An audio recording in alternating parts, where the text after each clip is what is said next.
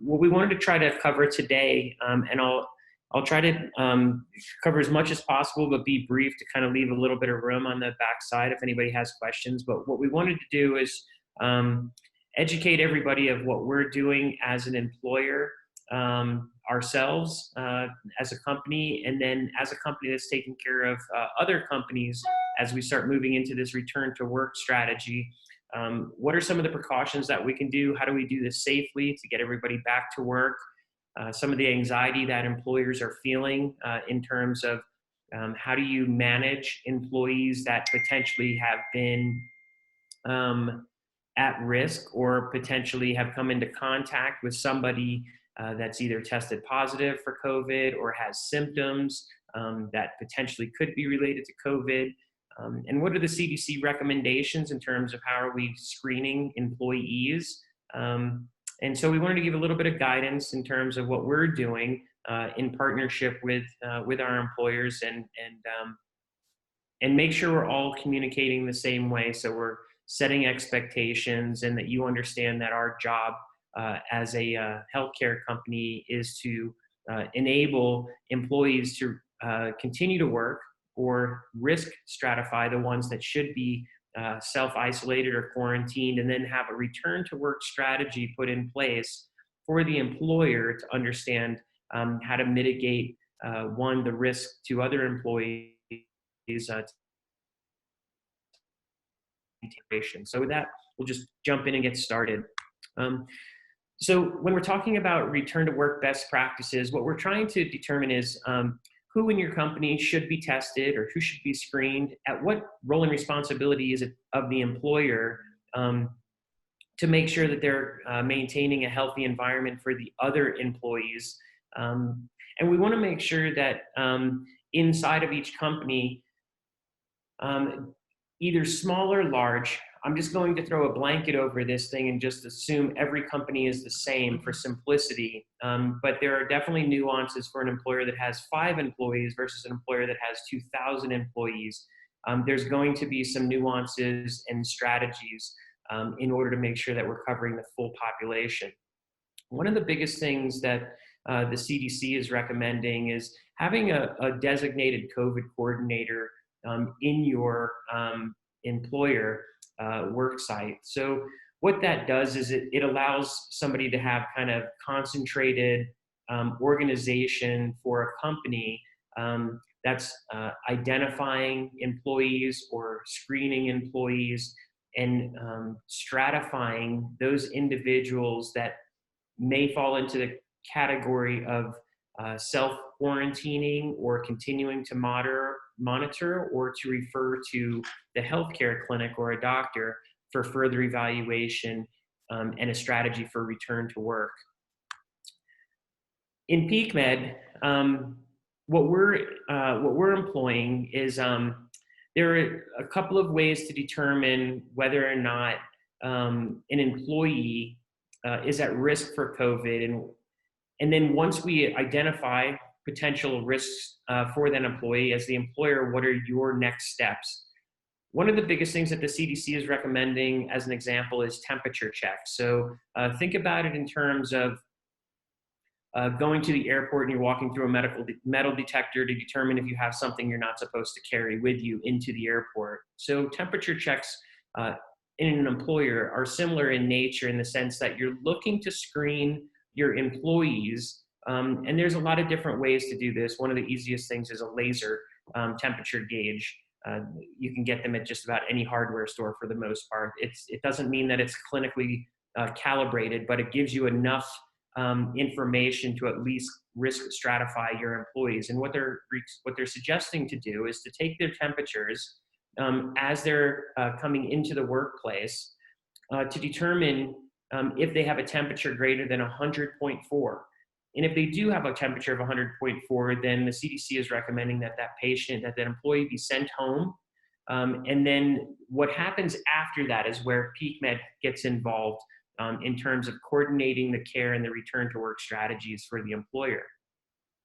If you're measuring temperatures at work and the temperature range is between 99.2 to 100, then what the CDC is recommending is that you check those temperatures twice during the workday to determine whether or not they're going up, down, or staying the same.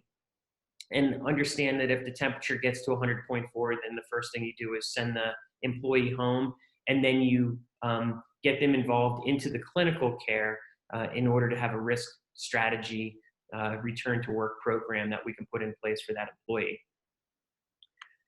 The CDC has some great resources that are free to everybody.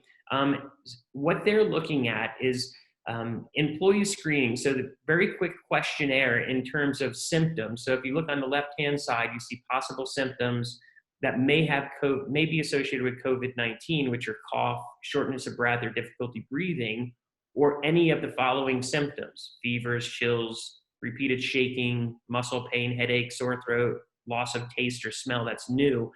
Now, just as a reminder, not all of these symptoms are just contributed to COVID, and not every temperature of 100.4 means you have COVID. So realize there are still the common colds out there. There are still flu season that we're in.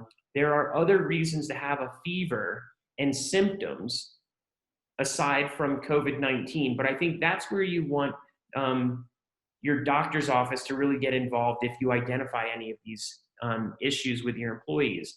The other thing that the CDC has, and I think we have the link to this, and we sent out an email to all of our employers with PeakMed's 3-step strategy, and then what do we do once we identify those 3 steps.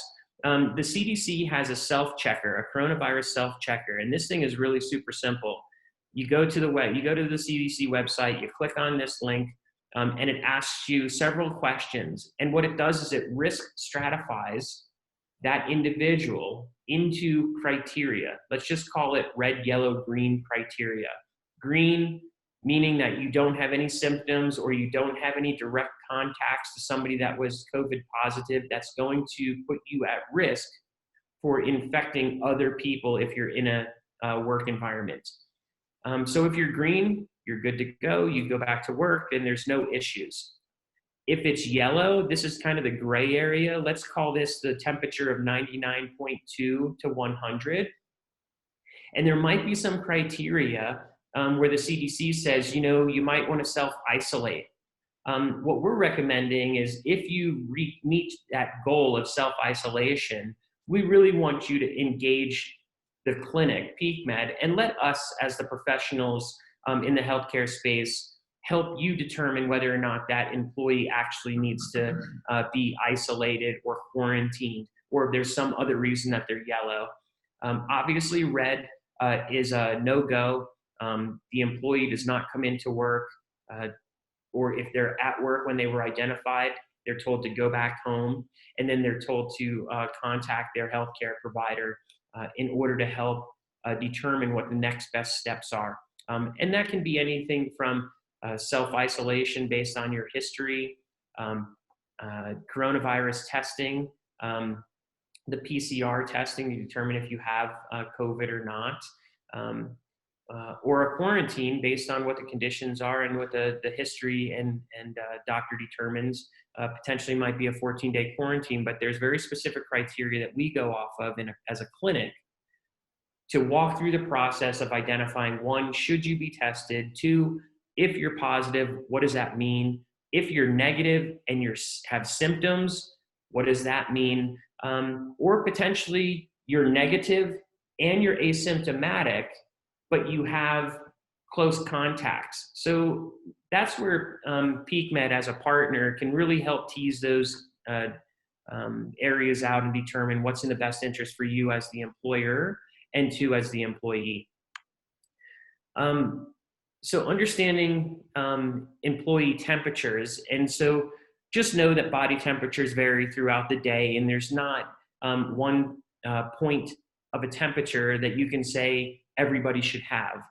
What we determine in the medical community is that anything that's greater than 100.4 is considered a fever that is above normal. And so if it's below 100.4, technically from the medical criteria, it's not a fever. However, the body variations in temperature amongst patients vary. And the CDC has put the parameters of 99.2 to 100 as being that yellow type of screening, to where you want to monitor your employees' temperatures throughout the day just to make sure that it's not increasing, meaning that they may start to have symptoms of a fever that haven't yet transpired into a full immune response from your body, which drives the temperature above 100.4. So just know there's fluctuation in temperatures, but there's very specific criteria from the CDC. From PeakMed's standpoint, we want to make this really super simple for all employers. The first thing is we just want the employee to be identified with possible COVID-19 symptoms. And that is really as easy as putting in a program as an employer, similar to the CDC's COVID questionnaire, in conjunction with temperatures, and risk stratifying your employees into that green, yellow, and red criteria. If the employee goes into the red criteria, we want that employee to schedule a telemedicine appointment with their PeakMed doctor, so we can actually do a medical screening. We have very specific criteria and questions that will dive deeper into their history, exposure, kind of the contact tracing environment, to really understand how to risk stratify that employee to determine if it or if he can return to work. And then the step 3 is really depending on what the doctor determines through the history and information that they've received, is to come up with a return to work strategy. And that can be anything like we talked about, from getting a PCR test, looking at a 14-day self-quarantine because you're symptom and you have exposures, or doing an isolation or self-isolation at home for 10 days. So there's a lot of different scenarios, and I would just assume move that into the healthcare perspective of PeakMed and let your doctor determine that. And just know that we're going to do what's in the best interest for first the employee, and then doing that with the understanding that we're going to try to risk stratify that employee so they don't risk other employees in the work environment, so we can all maintain functionality as employers. Some things that have come up recently, obviously, everybody understands what HIPAA is and what Hipaa Privacy, and really what this was is to protect the health information of an employee, of an individual. Employers, historically, you don't want to have insight into your employees' health information because it puts liability on the employer for everything from discrimination all the way up into being fined for crossing the employer-employee confidentiality barriers. And so COVID changed a lot of these things, and kind of what the CDC is stating at this point is that employers have a right to know some health information about their employees when it's specific to COVID-19. So they're, for lack of better terms, loosening up some of the criteria for HIPAA privacy under the COVID-19. I will still tell you this as an employer. I will caution you to get too involved with your employees when it comes to their health information. One of the things that I think to kind of make it really simple is we want to partner with the employer on the healthcare perspective. What we want the employer to do is just identify those employees that we think are at risk, and then we want you to stop. If you, the employer, identify somebody as being at risk, either by temperature or questionnaire, we want you to stop at that point, send the individual home, and have the individual contact the clinic directly. If we're their doctor, obviously we have no problem taking care of them, and we can get them into telemedicine visits the same day or next day, no problem. If we're not their doctor, we have to, your job is to tell your employee to contact their doctor in order to have a return to work strategy put in place for you. But I don't want employers to get too far into the health information with their employees. We just want you to identify those that are at risk and then hand them off to the medical community. I'm optimistic that we're going to get back to where we were pre-COVID. It's going to take some time. But from a healthcare perspective, this is what we do. We mitigate disaster all the time. This just happens to be called COVID, and it's a pandemic. And so we've seen these before. We'll get through it. And we just need a community to come together as a community, and together this will be a little blip in the calendar. So awesome. Thanks so much for your time today, and thank you everyone for joining us. We'll post this online and share it with your friends in the business community. Have a great day, Dr. Mark. all right, thanks, Travis. Thanks everybody for joining.